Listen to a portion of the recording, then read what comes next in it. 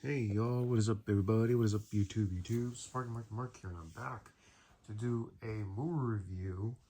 And which movie review am I talking about for? For Nightmare on Elm Street 3, The Dream Warriors. Or A Nightmare on Elm Street 3, Dream Warriors. Released in February 27, 1987. Yep, that was around the time my brother was born.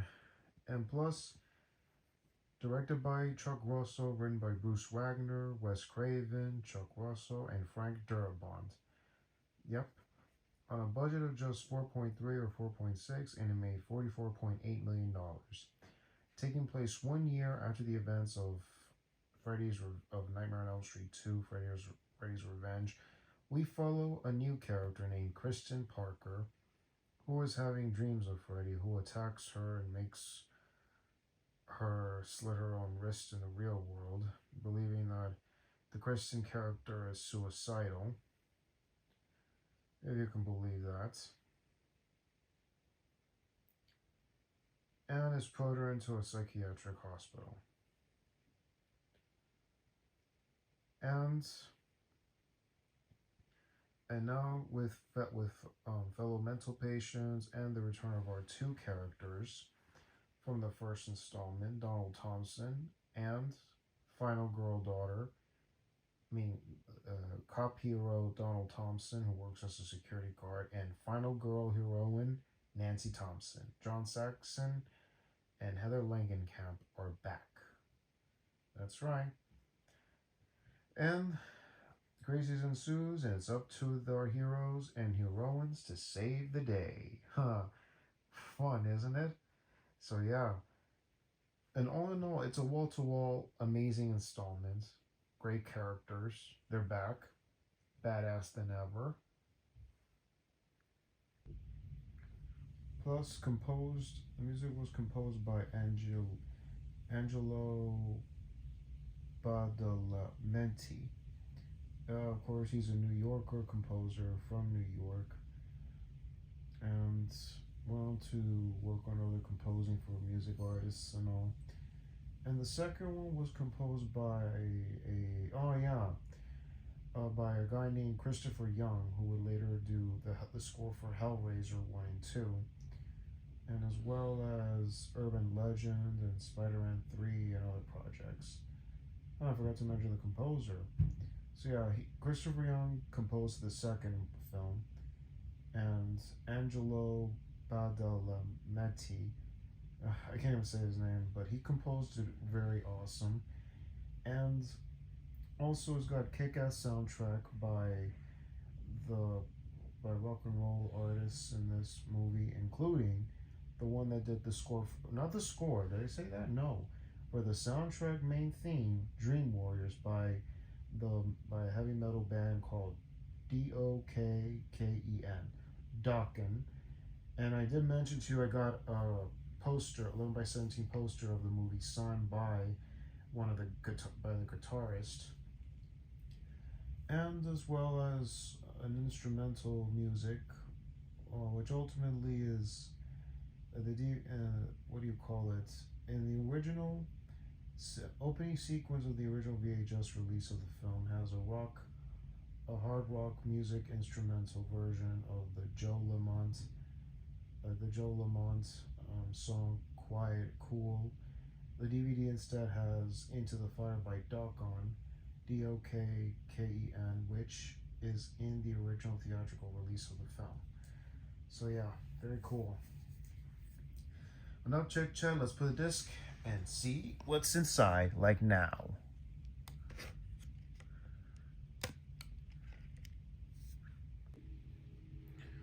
Oh, and plus, Lawrence Fishburne is in this movie.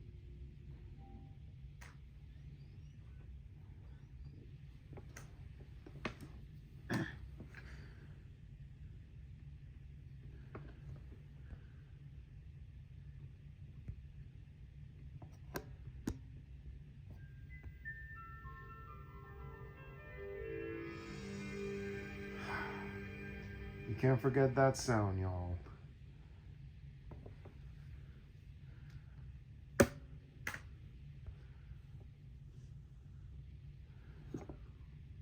At least they did this one correct. Too bad they didn't give it on the second one the poster art with the others. This is directly from the DVD release. So yeah, what we got here is scene select.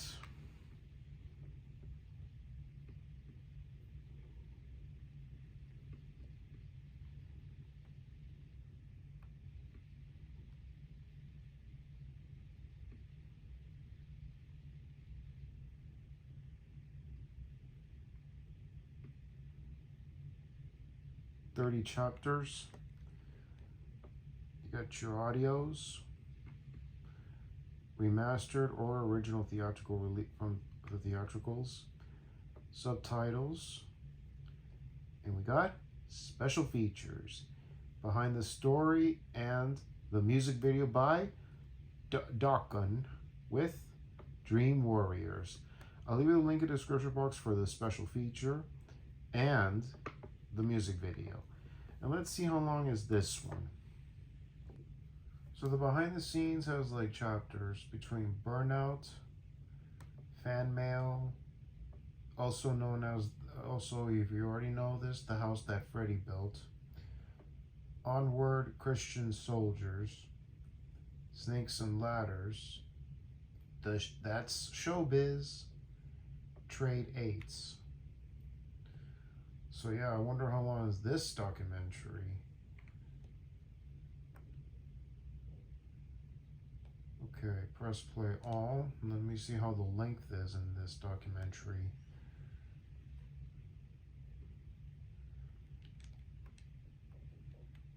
Okay, so this is a 27 featurette with 8 chapters.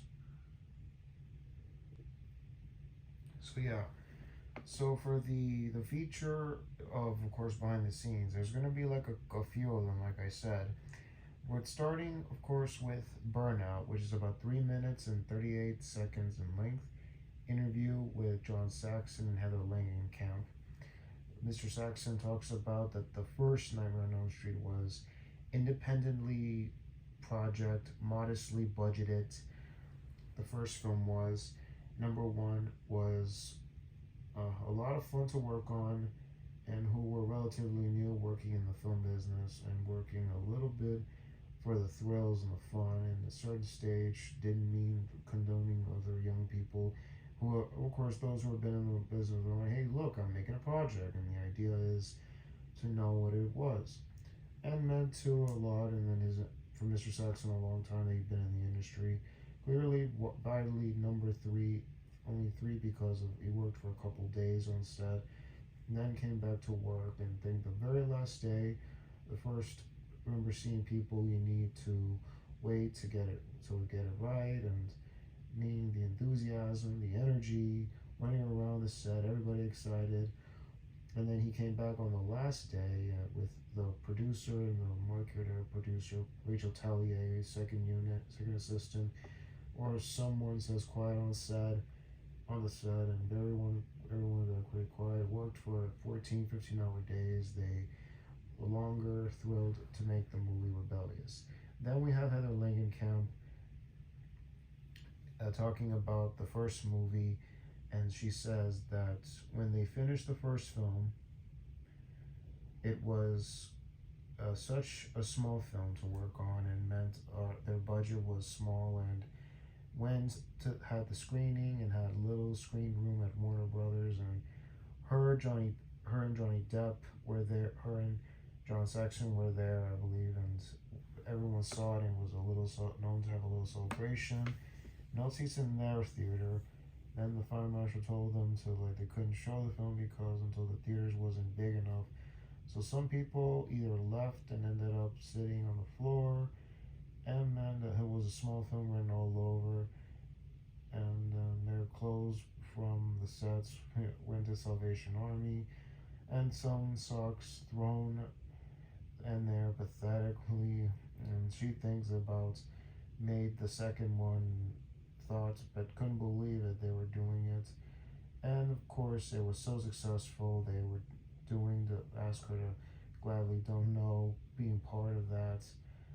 And remember and she remembers trick or treaters knocking on her door on Halloween dressed up as Fred Krueger, and he's become a big household name. Freddy Krueger. It was great, and she was in college at the time. Frat fraternities were having parties, coming dressed as Freddy. No one ever came dressed as Nancy or character. And all the guys came dressed as Freddy, and it's gotten even bigger, got bigger, and realizing that this is what making a lot of money was all about. Part of it again, Wes had very feeling with New Line Cinema or falling out and detach him to work. And of course, he wrote the screenplay for the third film and called it and said, I have the idea to bring back your character only if you said that it was a good idea, graciously saying, and so I called her on her birthday and as a birthday present for her and assumed that Craven would direct and so excited. Then he didn't direct and he wasn't signed to direct the third one after all. But director Chuck Russell came in and rewrote and made the film to known on its own the way how Mr. Russell did. And of course, if you heard me talk about Chuck Russell, he is the gentleman that would later bring us The Mask and Eraser. So yeah, this guy became a household name for New Line Cinema. Alright, on to the next one. The next feature is Fan Mail, interview with talk show host for Dream Warriors, Dick Cavett, if I said his name right, Richard Cavett. And he talked about since almost everyone in America eventually has his own talk show or her own. Some of he mentioned one thing to brace yourself for to get into a Nightmare on Elm Street movie or type of movie. You'll find a whole host of new fans who could never see you before, that could stand the sight of you once you've been in a movie and yelled, give a J.R.A. Gabbro, and then popular sorry, haven't answered at all in the mail. Huh. Wow. Can you believe that, folks? Alright, on to the next one. Alright, the next feature is the house that, well, I'll get to that in a moment. Hold on. So, the house that Freddy built, you have a 38-second interview with director Jack Shoulder, who brought us Nightmare on Elm Street 2. By the time Nightmare 3, Elm Street 3 that is, had really become a major player and the company had gotten really big. By the time, well, even before it was turned over by Turner and meant he went back to Mr. Shoulder went back to New York. Like 300 people was like working in the office, 3 times the size of the original office, and people were doing accounting, and plus there were 2 floors, and guess you could say New Line was really big, and it would be known as to this day the house that Freddy built. Wow. Alright, the next feature is called Onward Christian Soldiers, which is about 9-minute interview with writer and director Wes Craven, Bruce Wagner, who happens to be the screenwriter for the first draft of Dream Warriors, and talking about it, and also Robert Englund and Rachel Taglier is interviewed, and along with Frank Darabont and writer and director Chuck Russell are interviewed, talking about, Mr. Wagner discusses that he went to a dinner party at Paul Burtrell's house, and Mr. Craven was there. The next day, he got him the script and called it They Sleep by Night, which was never produced. and was a kind of father in Japan. And that film was never got produced. And it was kind of a father knows best meets Japanese ghost story.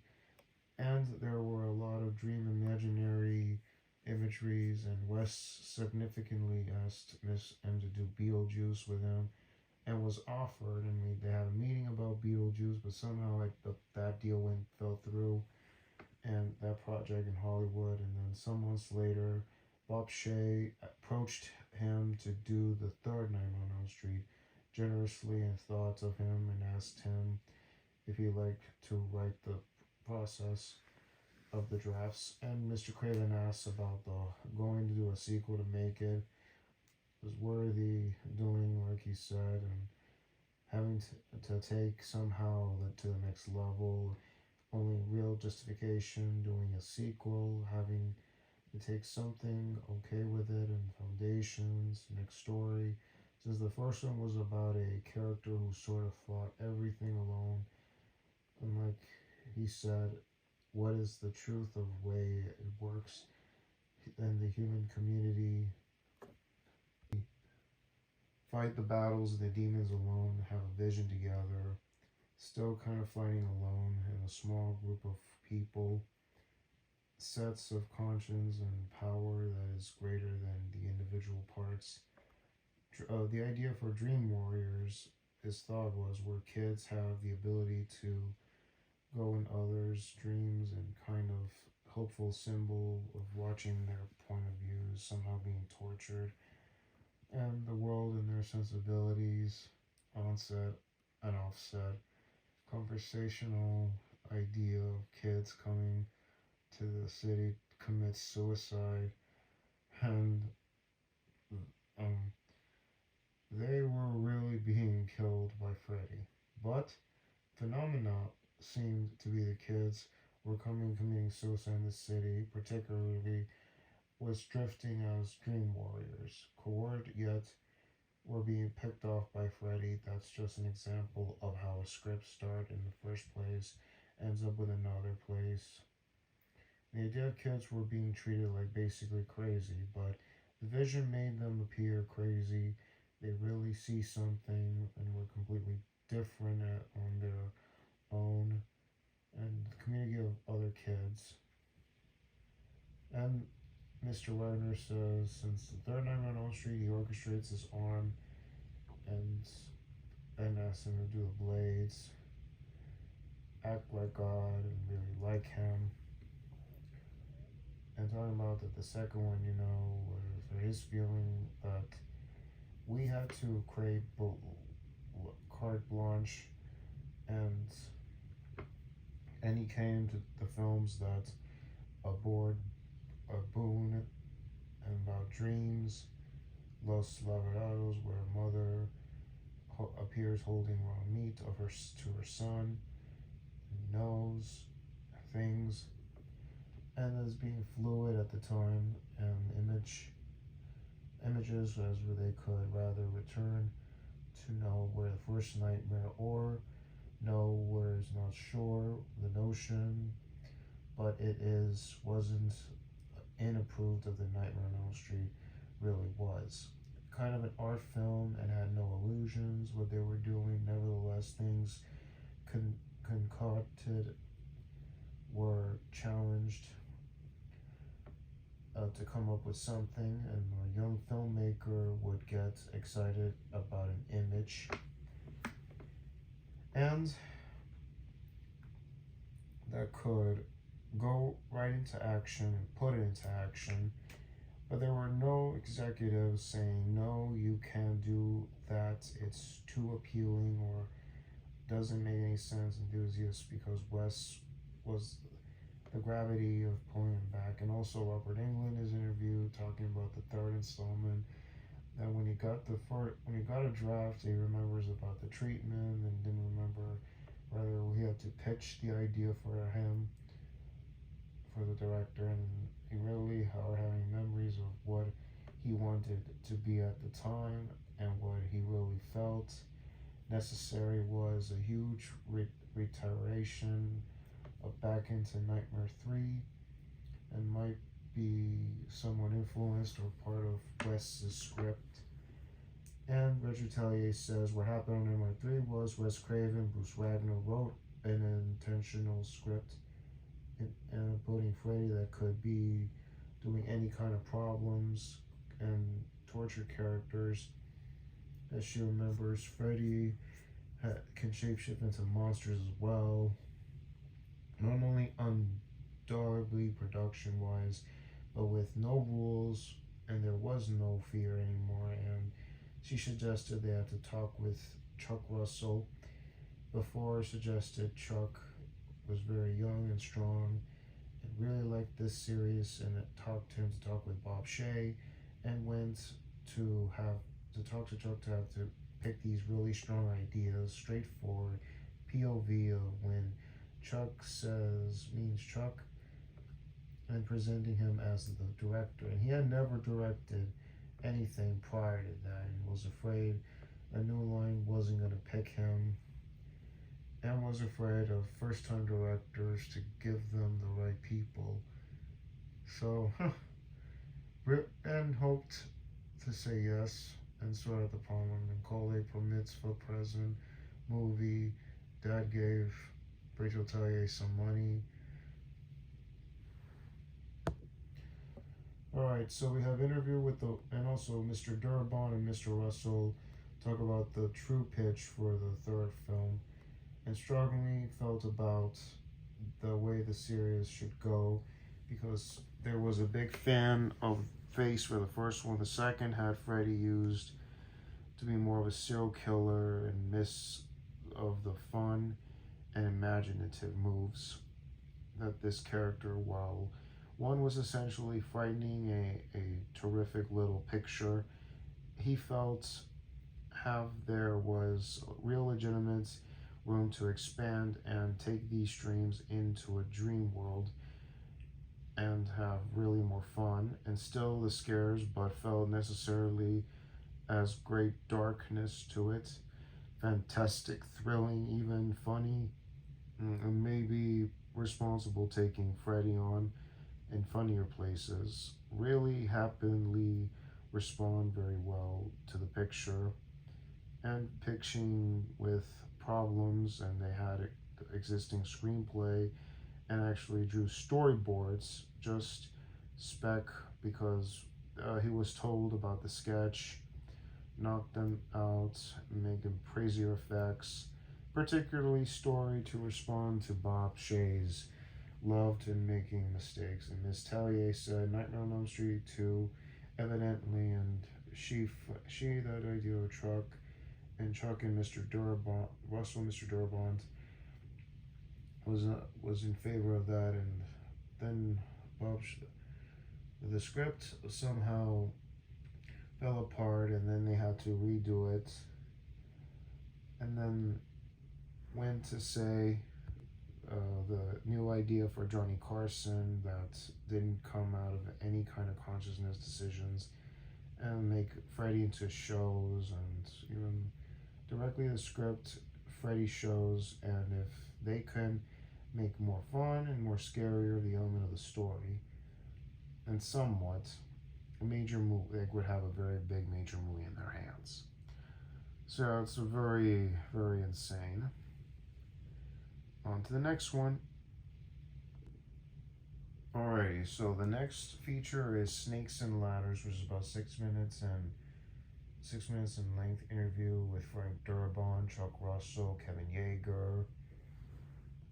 Mr. Darabont, Mr. Yeager says that they had to take was their piggy bank and take out a few more dollars and things for the movies, and somehow they rotted the pig in the table and cooked the pig and softened and bark at her, and cool ideas in the movie is what they wanted it, and kept on.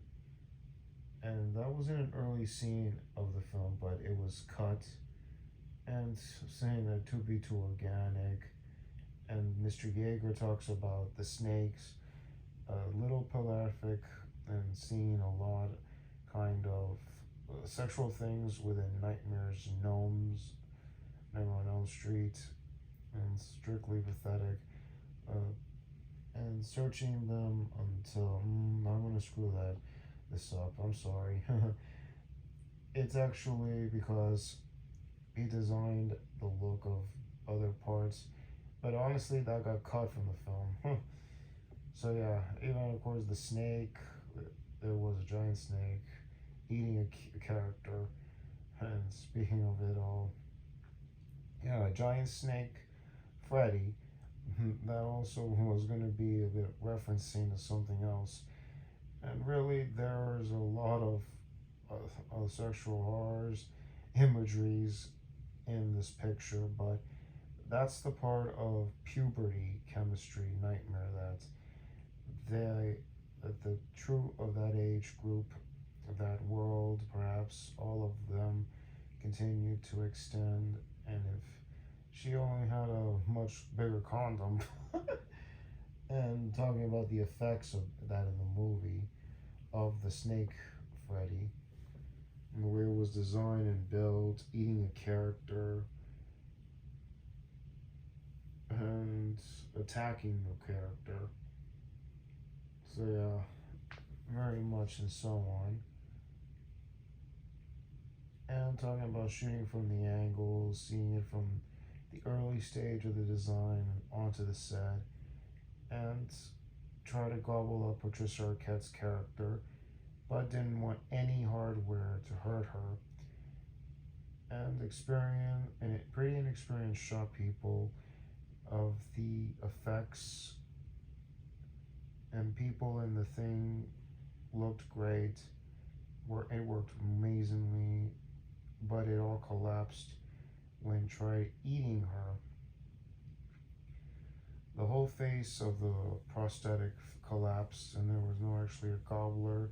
It became this ancient looking collapsed, gumming her to death, kind of.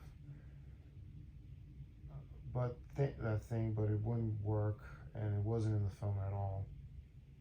So yeah, one particular effect wasn't that good. So they ended up cutting that out of the film, and still the writer Mr. Darabont says that it gives him nightmares just thinking about it. Seriously, nobody wants to think about that. So yeah, that was a very crazy feature. On to the next one. Alright, the next one is That Showbiz, which is about a 2-minute featurette with Robert Englund. And Mr. Englund and Robert discuss that Patricia Arquette was great and means that she was funny because Nightmare 3 was all males, members of the cast fell into with Patricia, and all the boys liked her and mostly loved the 6 sets of it all, the sets, SCTS, and because it was extremely ambiguous, very low budget. But Chuck Russell was really demanding and really wanted things on a film that no one had ever seen before. Plus, shooting not a soundstage, but in an industrial space like L.A. County Jail. And remembering one morning, around 1 o'clock, people left. Chuck Russell, Kevin Yeager, and Robert finally got the shot of all the effects, and there's a camera guy. 24 hours straight, Mr. Yeager makes his makeup, and beautiful smog and dawn in California. And he could never forget Jake, It's Chinatown. And they were a block from Chinatown, and was a taco wagon. There right in front of the jail parking lot. And there were a lot of giant transvestite prostitutes. There were a lot of guys coming in and out of jail. Being a lot of course, for these guys, one is gnocchi and something not in jail, food to eat. And I'm talking about the drag queens eating burritos. It was a great hardcore LA Mexican food night, but over at Mr. Yeager's shop, it was the classic, and both what showbiz is all about, and the hardcore, burritos, about 20 hours on in a row, eating with RuPaul. Oh wow, that was kind of hard, wasn't it, folks? That's showbiz.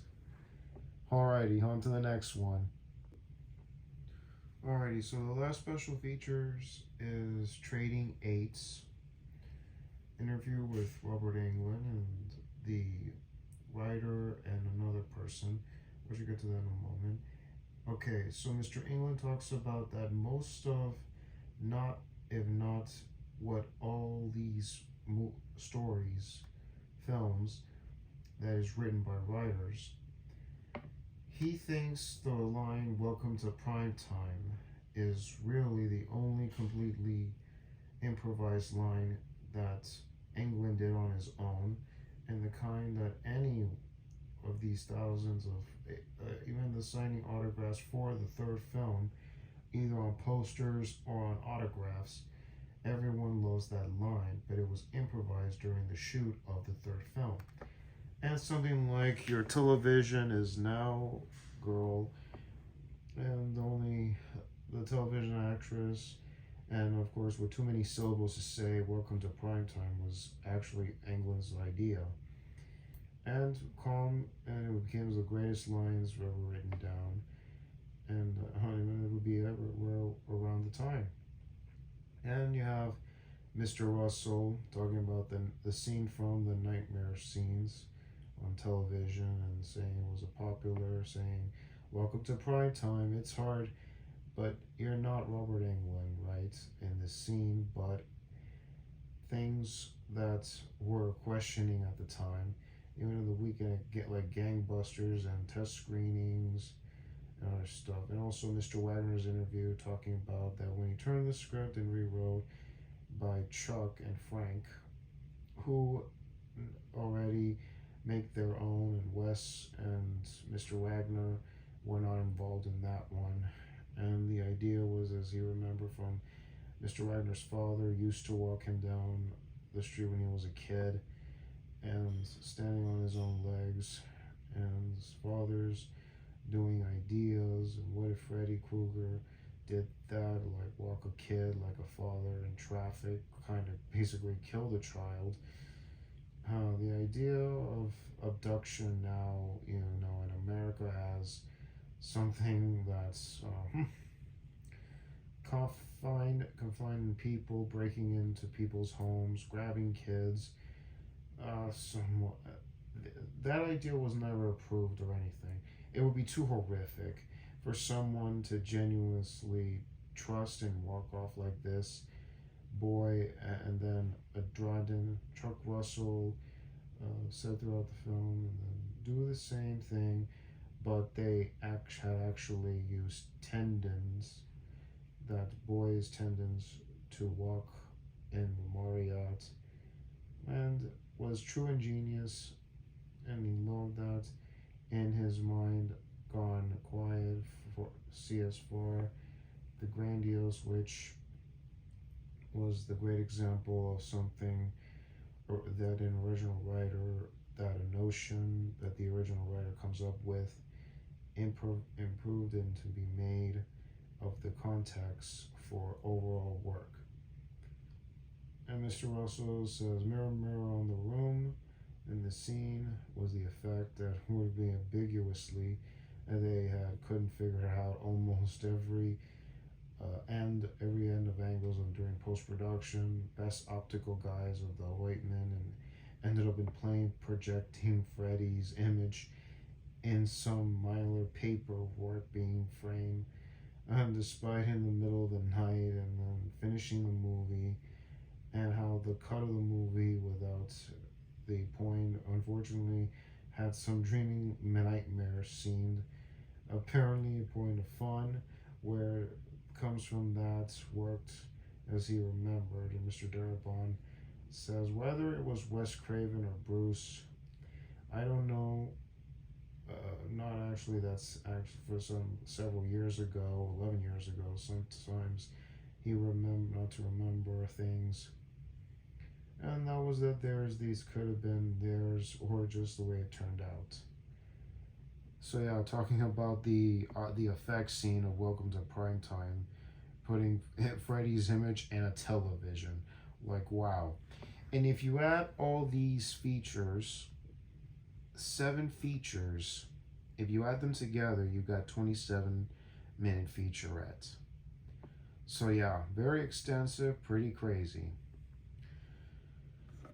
So yeah, and like I said, I'll leave a link in the description box for the music video.